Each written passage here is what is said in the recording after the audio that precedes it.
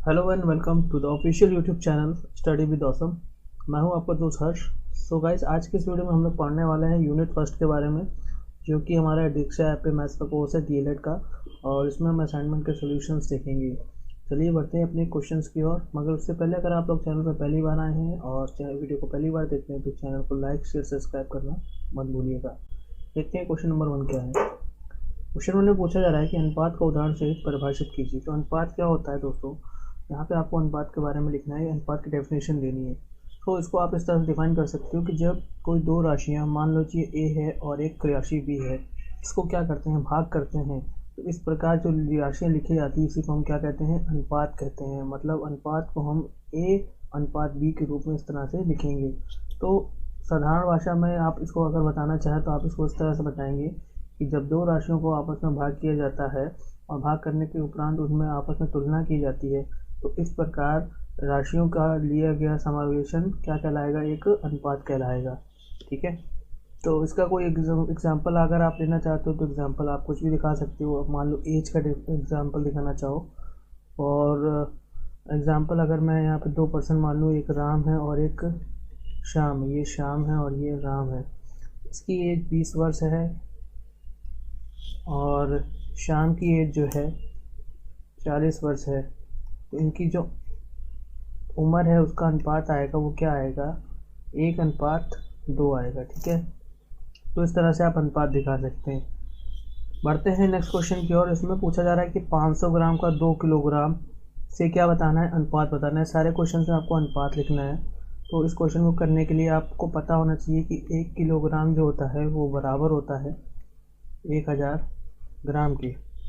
ठीक है, ये बात आपको पता होना चाहिए। सो 500 किलोग्राम को ग्राम को डिवाइड करेंगे 1000 से, तो क्या मिलेगा आपको, रेशियो 1:2 मिलेगा। इसमें आपको डायरेक्ट दिखा देना है, 5 का 12 से अनुपात लेना है तो 5:12 आप लिख सकते हैं। यहाँ पे भी आप डायरेक्ट लिख देंगे 108:125। दोनों डिजिट्स आपस में डिविजिबल नहीं है तो ये आगे कटेंगे नहीं। फोर्थ पार्ट में आपको पता होना चाहिए कि जो 1 मिनट होता है, 1 मिनट बराबर होता है 60 सेकंड की। तो यहाँ पे आपको 2 मिनट को पहले कन्वर्ट करना पड़ेगा।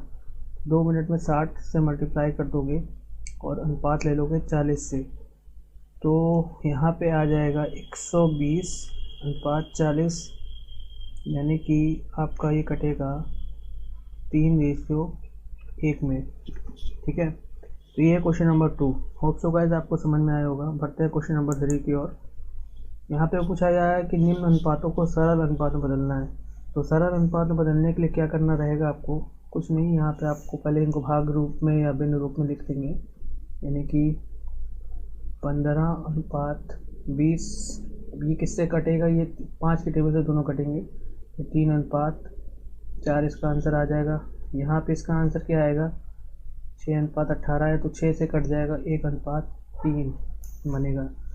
यहाँ पे इसका सरलतम रूप क्या बनेगा, 7:8, क्योंकि ये दोनों 3 से डिविजिबल है। यहाँ पे ये दोनों 15 से डिविजिबल है तो 4:5। ठीक है। क्वेश्चन नंबर 4 में क्या करना है कि अपने परिवार के प्रत्येक सदस्यों की आयु को अपनी आयु से अलग अलग अनुपात में लेना है। तो एक परिवार में फादर रहते हैं, मदर होते हैं, ब्रदर होता है और सिस्टर होते हैं। ठीक है। तो किसी भी फैमिली में इतने 4-5 लोग मेंबर रहते हैं, तो वहाँ पे आपको अपनी एज से उनके एज का अनुपात लेना। मान लेते हैं फादर की एज 40 ईयर है, मदर की 30 है, ब्रदर 15 है, और 10 ले लेते हैं, 20 भी नहीं 10 ले लेते हैं, और आपकी एज 15 वर्ष है। ठीक है, आपकी भी 15 वर्ष है। तो आपको करना क्या रहेगा, आपस अनुपात ले लेना इस तरह से अलग अलग। क्वेश्चन नंबर 5 में 6:7 और 4:5 में कौन बड़ा है ये बताना है। ठीक है। तो यहाँ पे हमको दिया गया है कि 4:5 है और कितना है, 6:7 है, दोनों में बड़ा बताना है। तो यहाँ पे इसको भिन्न रूप में बदलोगे तो भिन्न रूप में यहाँ पे लिखेंगे, भिन्न रूप में बदलने पर, जब आप इसे भिन्न रूप में बदलोगे तो इसको क्या लिखोगे, 4:5, और इसको क्या लिखोगे, 6:7।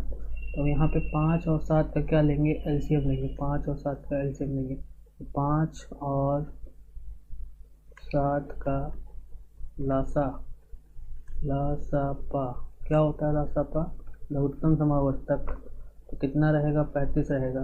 तो आपको करना क्या रहेगा, 5 और ये जो 2 है आपने रेशियो लिखे हैं, बिंदु लिए हैं, फ्रैक्शन लिए हैं, इनका न्यूमरेटर और जो डिनोमिनेटर है, डिनोमिनेटर को आपको ये लासा बनाना है। तो 4/5 है। अब 35 बनाने के लिए इसको 7 से आप मल्टीप्लाई करोगे तो ये कितना हो जाएगा आपका 28/35। ठीक है। इसी प्रकार 6:7 को देखोगे 35 बनाने के लिए, तो यहाँ 5 से मल्टीप्लाई करोगे, यहाँ पे कितना हो जाएगा 30/35। यहाँ पे आप इजीली अब कंपेयर कर सकते हो कि 28/35 में और 30/35 में कौन बड़ा है। यहाँ पे हमारा ये वाला फ्रैक्शन बड़ा है, तो हम बोल सकते हैं अतः 4:5 और 6:7 में अनुपात 6:7 बड़ा है। इस तरह से आप अपना आंसर लिख सकते हैं। ठीक है, आइए देखते हैं नेक्स्ट क्वेश्चन। इसी में क्या है, क्या 5:6 और 15:18 के तुल्य है? तो इसको हम यहीं पे सॉल्व कर देते हैं। यहीं पे आप देख लीजिए। देखिए 5 अनुपात को हम भिन्न रूप में 5/6 लिखेंगे और 15/18 के तुल्य है कि नहीं ये देखना है। तो यहाँ पे आपको दिख रहा है कि दोनों ही 3 से कट रहे हैं, तो ऊपर 5 बार कटेगा, नीचे 6 बार कटेगा। तो आपको साफ साफ दिख रहा है यहाँ पे कि जो आपका दायां पक्ष है बाएं पक्ष के बराबर आ रहा है। ठीक है, दायां पक्ष बाएं पक्ष के बराबर आ रहा है, तो इसका मतलब कि अर्थात 5:6 और 15:18 क्या है? तुल्य अनुपात है। तुल्य अनुपात है। इस तरह से आप अपना आंसर असाइनमेंट में लिख लेंगे।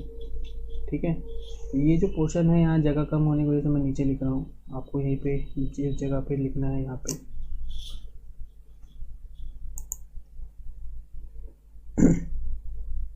आगे बढ़ते हैं, देखते हैं नेक्स्ट क्वेश्चन।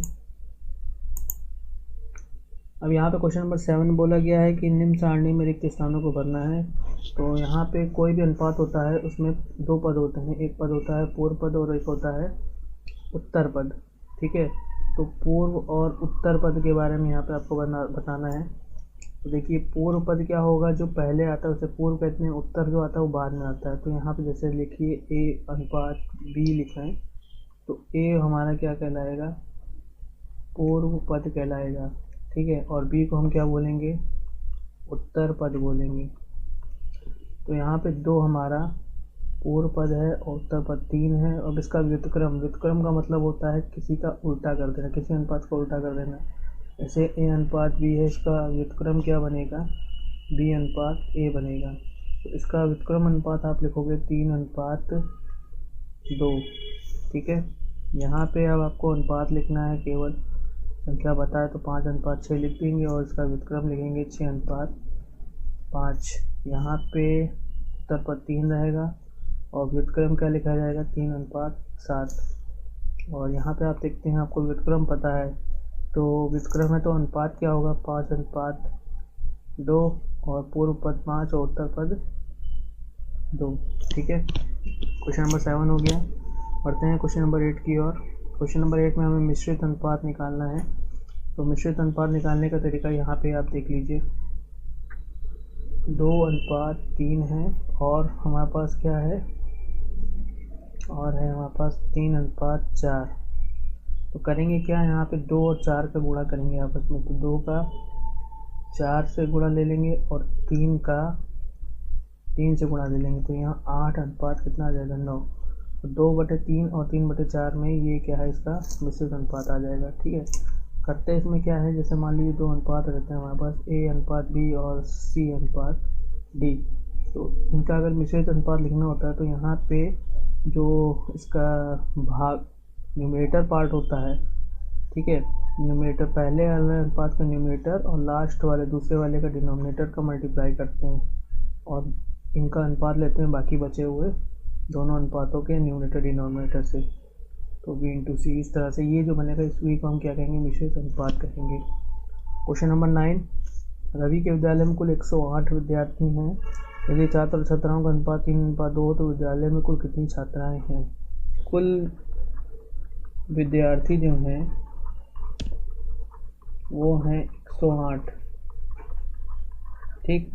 और आपको दिया क्या गया, छात्र और छात्राओं का अनुपात दिया है 3:2।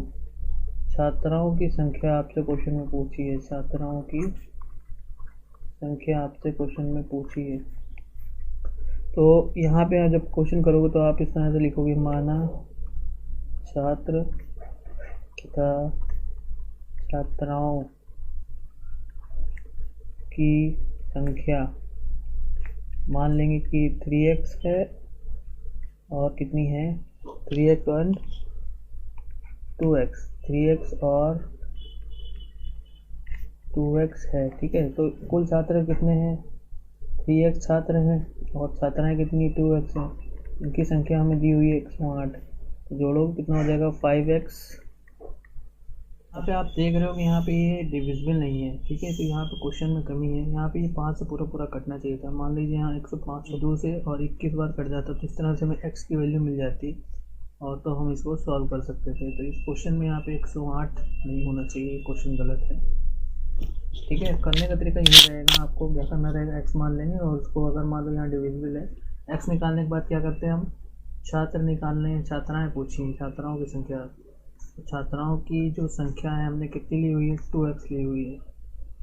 तो x की जगह पे आपको वैल्यू रख देनी है किस, यानी कि कितना आ जाएगा, 4 2, यानी टोटल 42 छात्राएँ। इस तरह से हम ले सकते हैं। यहाँ पे मगर ये इसका करेक्ट आंसर नहीं है, ये जो वैल्यू है 108 ये गलत है, ठीक है। आइए देखते हैं अगला क्वेश्चन। क्वेश्चन नंबर 10 में बोला है कि 3:2, 2:3, 4:5 और 3:4 को बढ़ते हुए अनुपात में समायोजित करना है, ठीक है। तो बढ़ते हुए अनुपात में हमें इसे समायोजित करके दिखाना है। सबसे पहले मैं आगे इसको इरेज कर लूँ इतना पार्ट। चलिए, तो 3:2, 2:3। क्वेश्चन नंबर 10 है हमारा, क्वेश्चन नंबर 10, 3:2, 2:3 एंड 4:5 और 3:4, 4:5, 4:5 और 3:4 को बढ़ते हुए क्रम में लगाना है। तो देखिए, बढ़ते हुए क्रम में जब भी लगाने को कहेगा तो आपको करना क्या रहेगा, जितने भी यहाँ पे आपको पहली बात अनुपात दिए तो उनको भिन्न रूप में बदलेंगे। तो यहाँ पे आप लिखेंगे भिन्न रूप में बदलने पर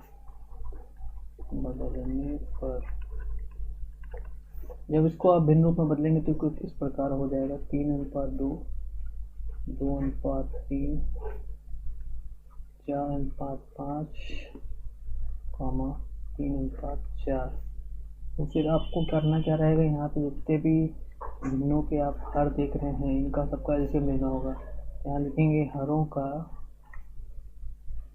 लासापा लेने पर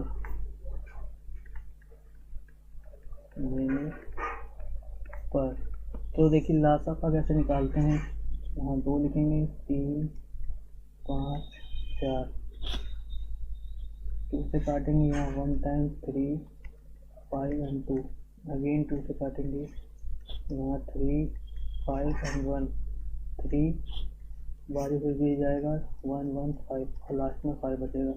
तो सबका मल्टीप्लाई करेंगे, 2 दूनी 4, 4 3 12, 12 पंजे 60, तो लासा कितना आया 60। अब आपको करना क्या है, जितने भी भिन्न है सबके लासा को 60 बनाना है, सबका मतलब हर जो है 60 बनाना है।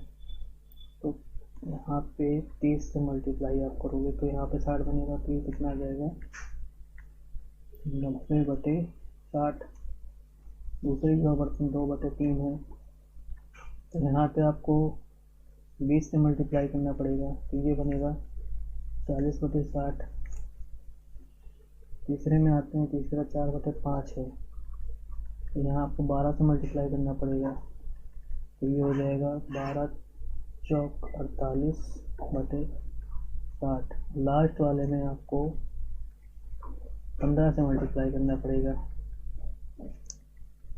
तो ये बनेगा 45/60। तो जो भिन्न को लासा बदलने तो कुछ इस प्रकार से बनेंगे 90/60,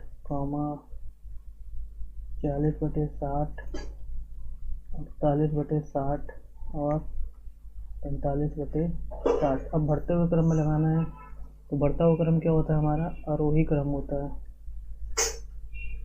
आरोही क्रम में आप किस प्रकार लगाएंगे, सबसे पहले सबसे छोटा जो उसको लिखेंगे, तो सबसे छोटा क्या 40/60 है, फिर है आपका 45/60, फिर आएगा 48/60 और लास्ट में आएगा आपका 90/60।